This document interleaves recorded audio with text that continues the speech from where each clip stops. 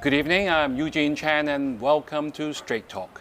Tonight at the TEG Stadium, joining me is Rachael Carroll, the Managing Director of TEG Sport, which is the key organizer of the Hong Kong Football Festival 2025. Rachael leads the growth of Ticketek Entertainment Group's global sport content and brings with her a wealth of experience developing major event and tourism strategies to cities. She has executed host city planning for major events, including the Melbourne Commonwealth Games and the Rugby World Cup in New Zealand. So tonight, she will share her thoughts on how sport can be a driver of Hong Kong's major event economy.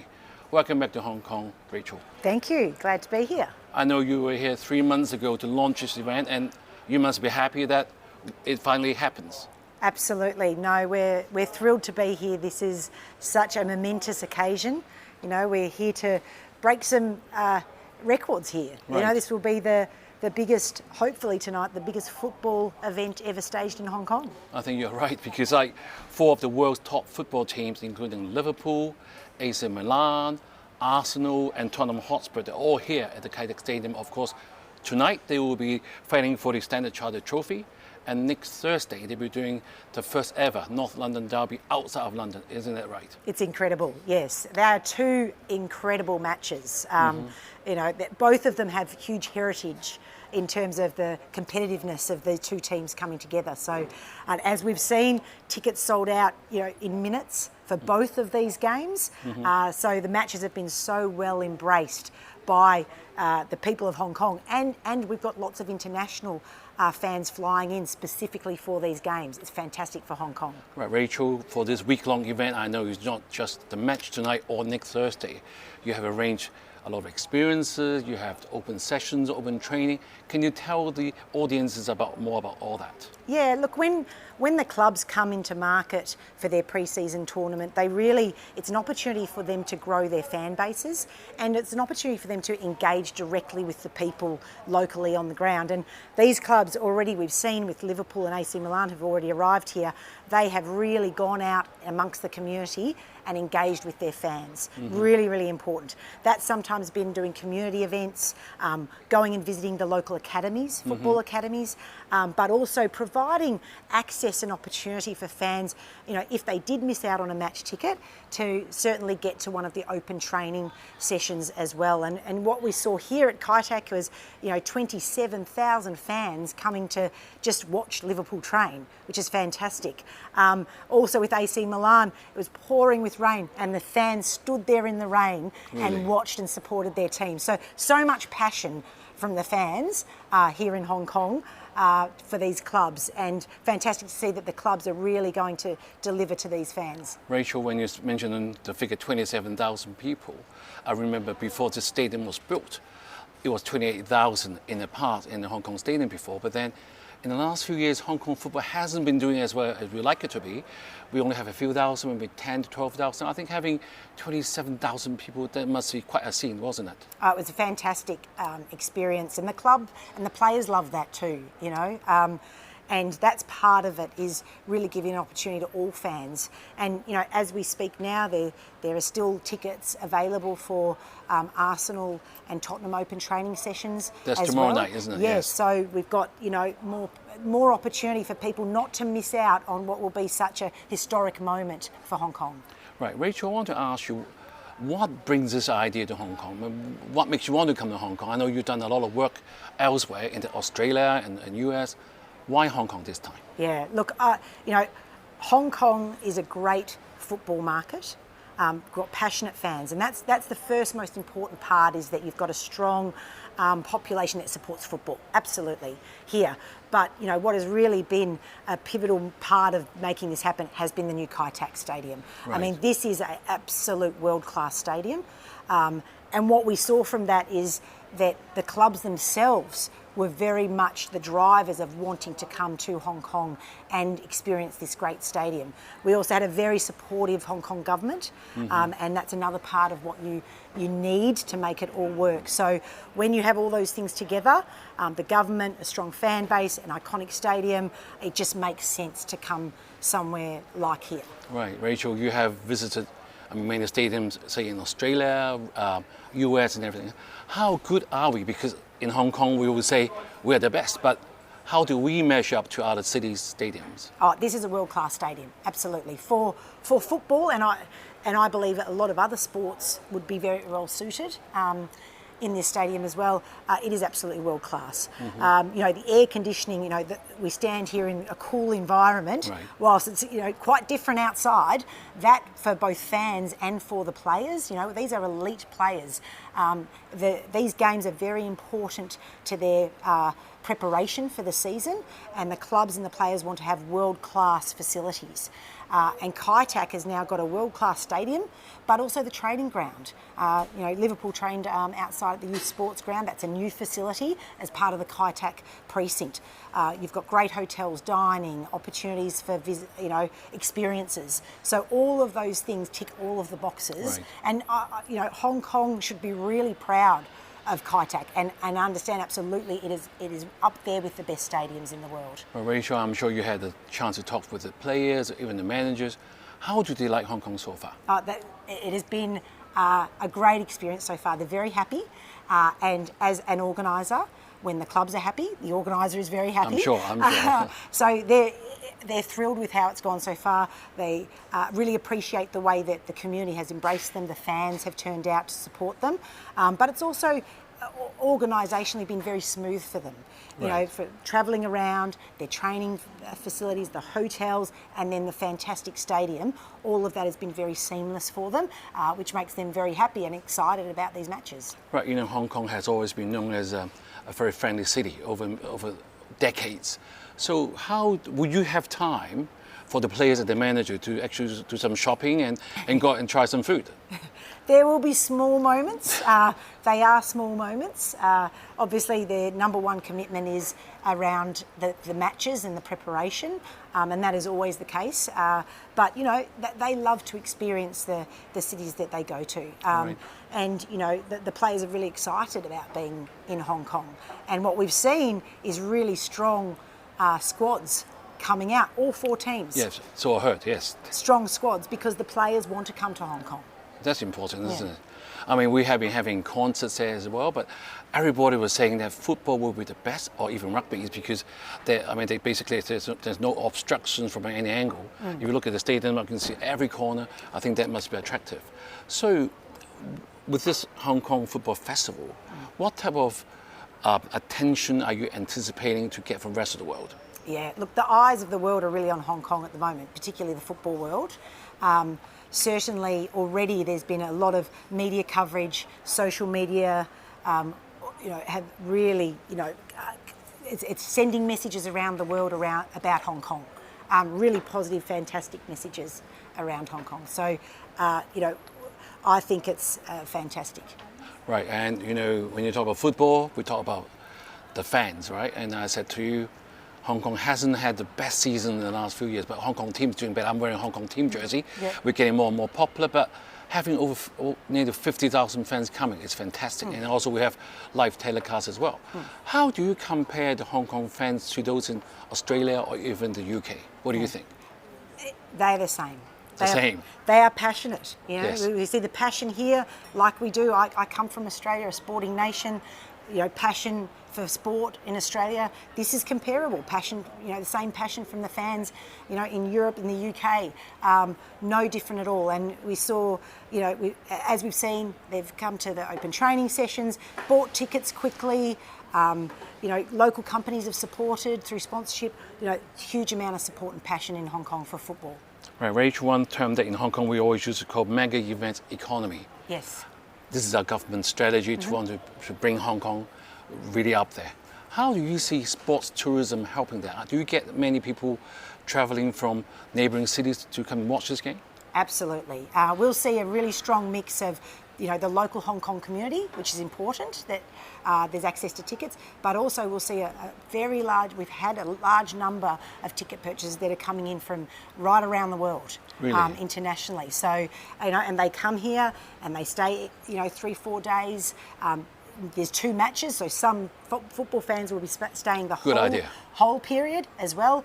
They book hotels and they go out to restaurants, they go shopping. So all of that flows through and supports a lot of, the fabric of Hong Kong. And I mean, so far we've been talking about good things, but I'm sure you have some challenges. I mean, on Straight Talk, you can tell us exactly what happened will help to solve it. Any challenges so far? Look, with any major event planning, we absolutely would, there's always things along the way that you need to work through. I think what's fantastic about this year is that, this is our first time promoting football at Kai Tak in Hong Kong, and what we've learnt through this process will make it so much faster and more seamless into the future. Now, we'll see an acceleration of major events coming to Hong Kong because of Kai Tak, and because we've been through it once, we know the stakeholders, we've worked really well together, and that's going to make it more seamless into the future. Right, Rachel, we can be just a bit more critical, because in the Straight Talk, a lot of government officials do watch our show because we know that the guests here will quite relax and tell us the truth. So anything that we can do to make it even better? I mean, you talk about the government's very supportive in terms of the policy, we've got a great infrastructure. Anything else we can do? Look, I think it's what it is we can see that the Hong Kong government are very passionate about attracting events, and we've learnt now how to work together as stakeholder groups. So, as long as we continue to have that support from the government, it does require these size of events.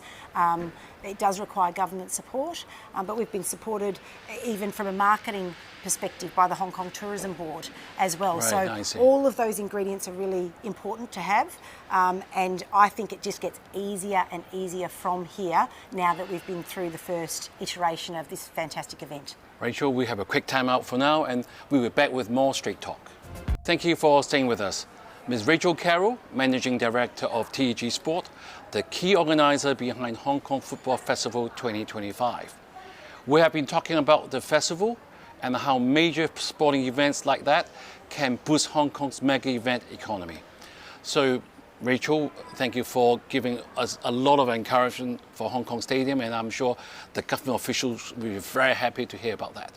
And you said that apart from the infrastructure, what else can we do to even make it better? I always wanted to know more answers from you. Be critical, please. We need to continue to have a supportive government, right, and all of the stakeholders working together.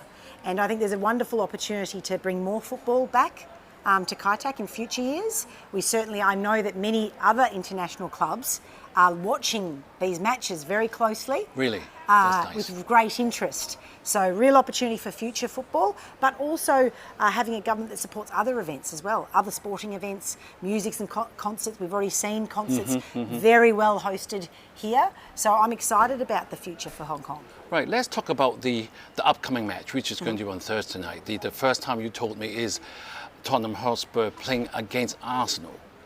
Why is it so special that you make this a point is the first time? Yeah, so these two teams have got a tremendous rivalry. I hear from the players themselves that every year when the schedule is announced, the first match they look for is when are we playing each other. Is that right? So it's important to the players, it's important to the club, and it's important to the fans. And what a wonderful occasion for Hong Kong to be the first to host this match, this particular matchup, outside of the UK. That's history making in its own right. So it's going to be tremendous. And when we put both these matches on sale, both equally sold very quickly.